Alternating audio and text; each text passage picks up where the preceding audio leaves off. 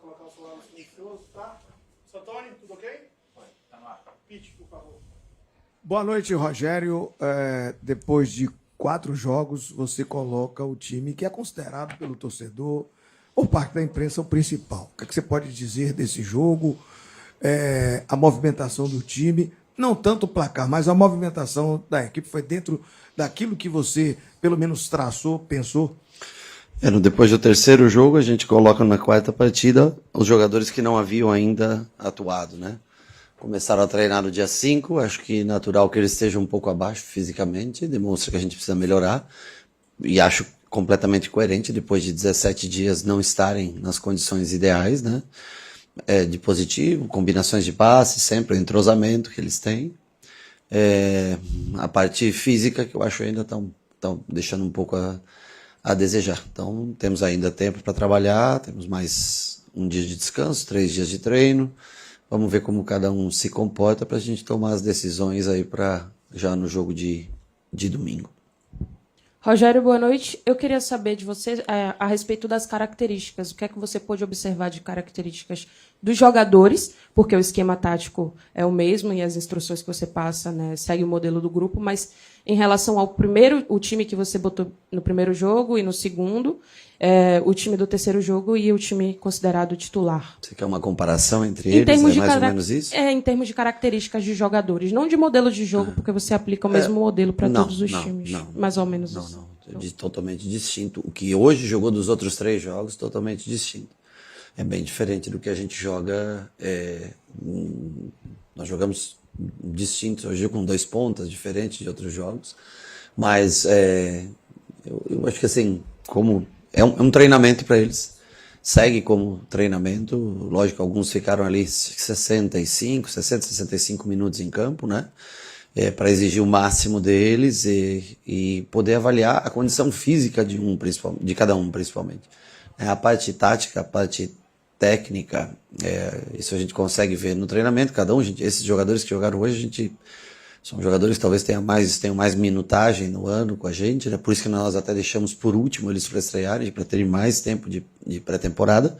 Mas o que se nota é que, logicamente, uns estão num estágio mais avançado, outros ainda estão num estágio inicial, e cada um tem cada um leva um tempo para começar. A única coisa é que no futebol normal, 17 dias você está fazendo pré-temporada e tudo. Aqui a gente já está no 4º jogo, com 17 dias de pré-temporada, né? Então por isso que nós usamos os garotos no começo. Hoje botamos garotos para tentar rejuvenescer e revitalizar a equipe, né, no campo de jogo.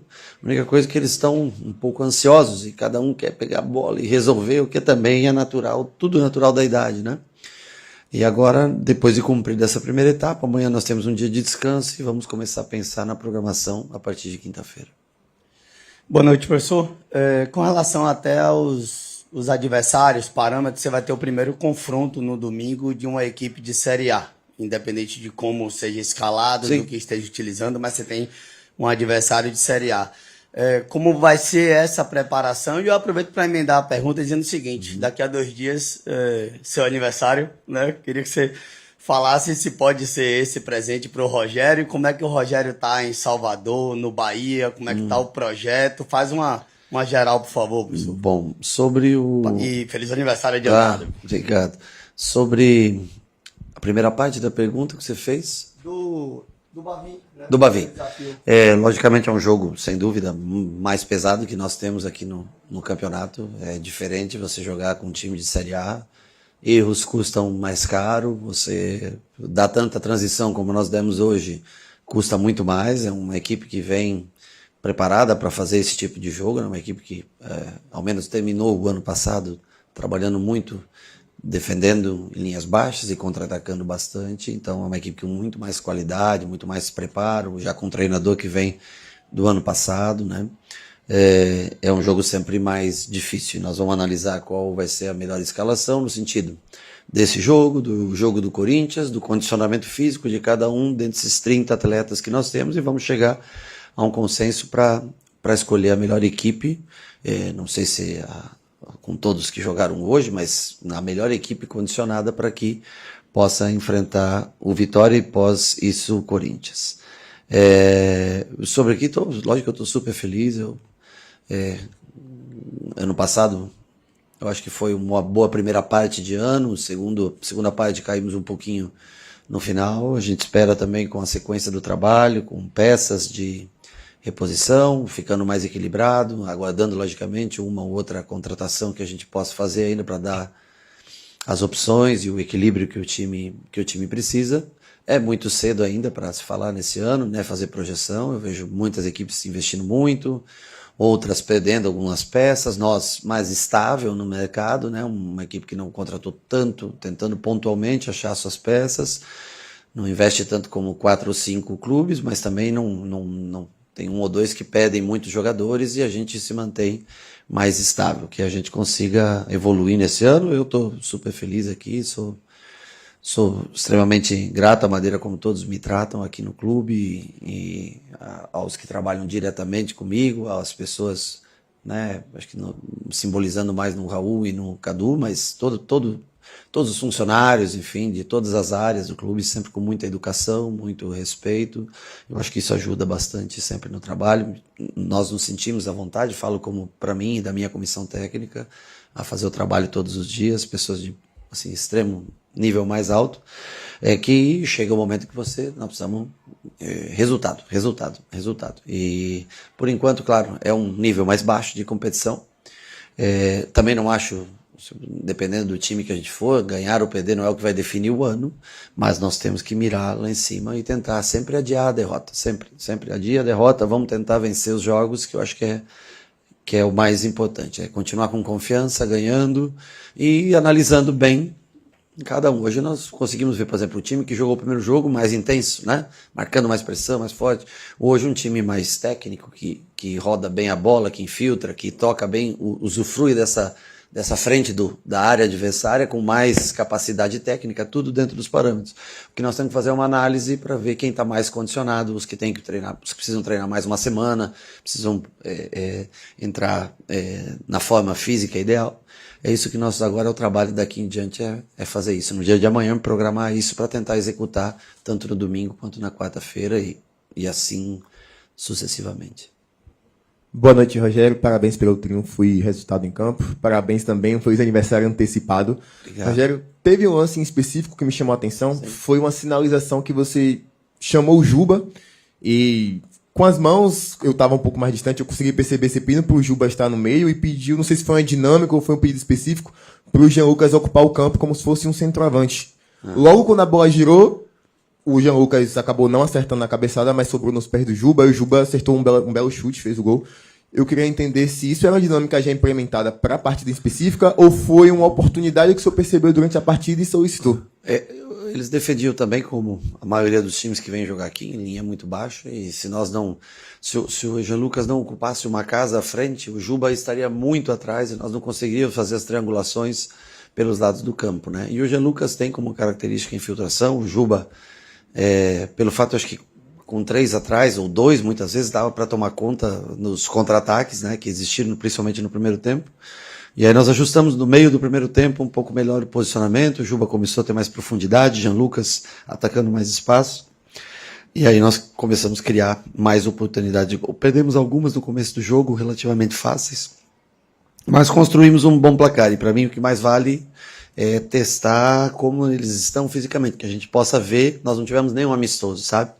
Nós fizemos treinamento até hoje, então assim, cada time que jogou sem jogo treino, e a gente constata que tem muita qualidade técnica, que é um time que reúne talentos, mas que ainda precisa de ajustes físicos para poder jogar esse time todo junto novamente.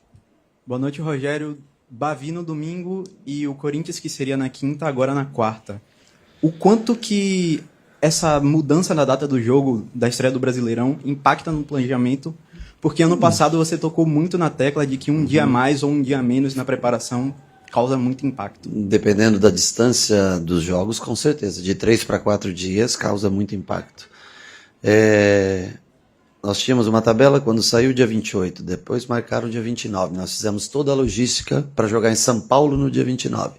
Hotel reservado, tudo pronto. Aí, de repente, quando convém para alguns times, o interesse é mudado, daí nós temos que começar a reservar tudo de novo para uma outra cidade, um novo hotel. Então mostra que continua tudo na mesma, no sentido de organização, na parte do futebol, que manda quem pode mais ali, tem um benefício de trocas, até de cidade, estádios, apesar de estar dentro do prazo, acho que estava dentro do prazo, mas você trocar um jogo de uma cidade, onde já está tudo reservado, é um pouco custoso. Diminuir um dia, lógico que muda um pouco o pensamento, sem dúvida, principalmente por se tratar de um começo de temporada, né? Se fosse mais para o meio da temporada, talvez menos.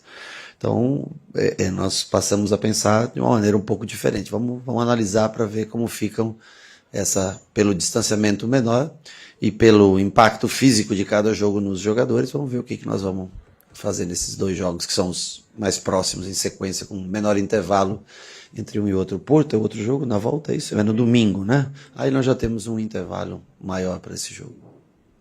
Boa noite, Rogério. Mesmo antes de destravar o jogo, o gol do Juba, você já tinha feito algumas jogadas de profundidade.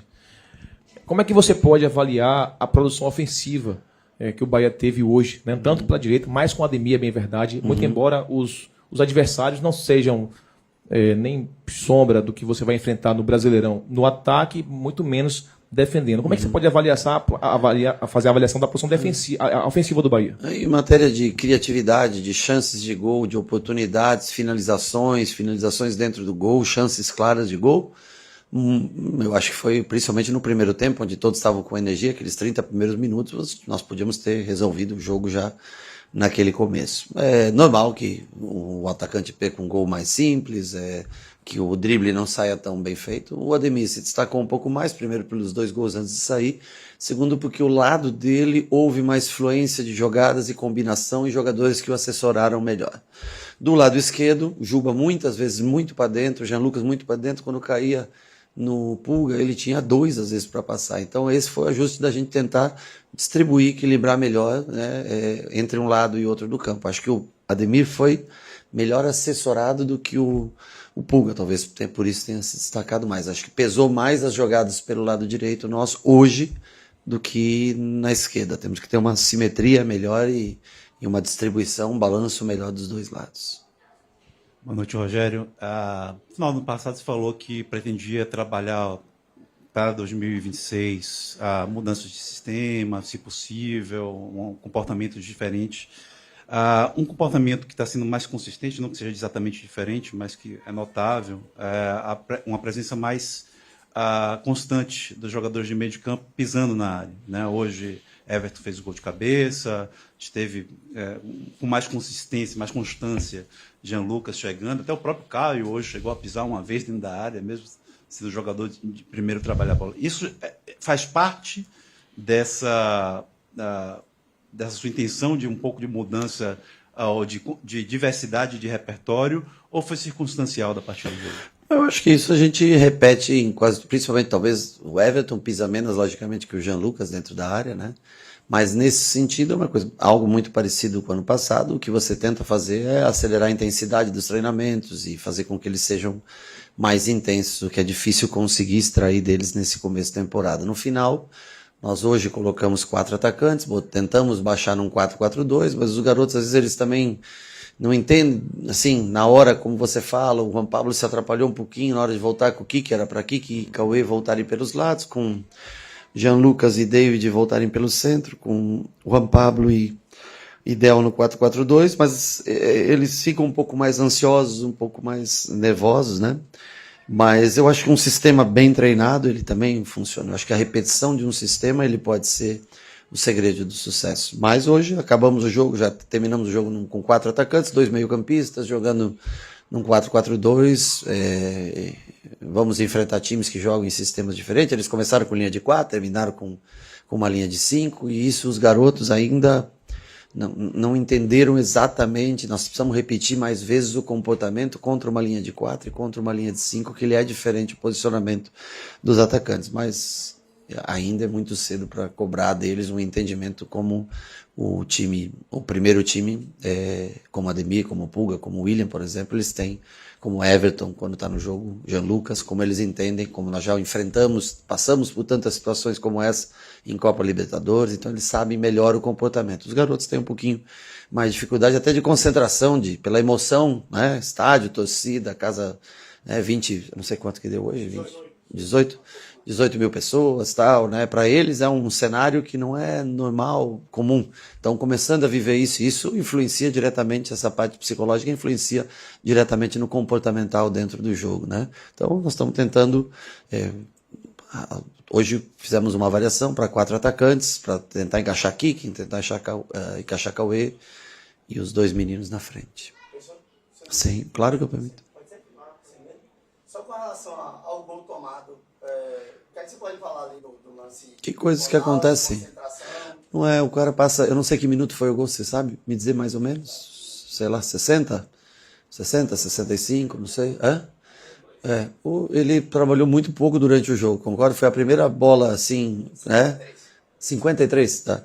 Ele trabalhou pouco durante o jogo, depois fez uma grande defesa no cara a cara com o pé, né? Isso é lance que acontece. Aconteceu comigo também. Quem joga, você joga 100, 200, 300, 400 vezes, vai acontecer. Não tinha acontecido um gol dessa maneira. Acontece, bola para frente, não pode perder a confiança. No lance seguinte ele errou um passe, né? Com o pé, não pode se abalar. Você tem que superar. O Ronaldo é um jogador que nos ajudou muito a colocar na pré-Libertadores, né? Não vai ser um erro ou outro que vai atrapalhar. Até acho que é um momento que, assim como um jogador de linha domina uma bola errada, pode acontecer. Escapar uma bola, tem que levantar a cabeça, continuar trabalhando e se recuperar e recompor no jogo, como ele fez, fazendo uma grande defesa logo em seguida. Acho que é o momento onde falhas acontecem e ainda podem ser corrigidas, trabalhadas, sem problema nenhum. Valeu?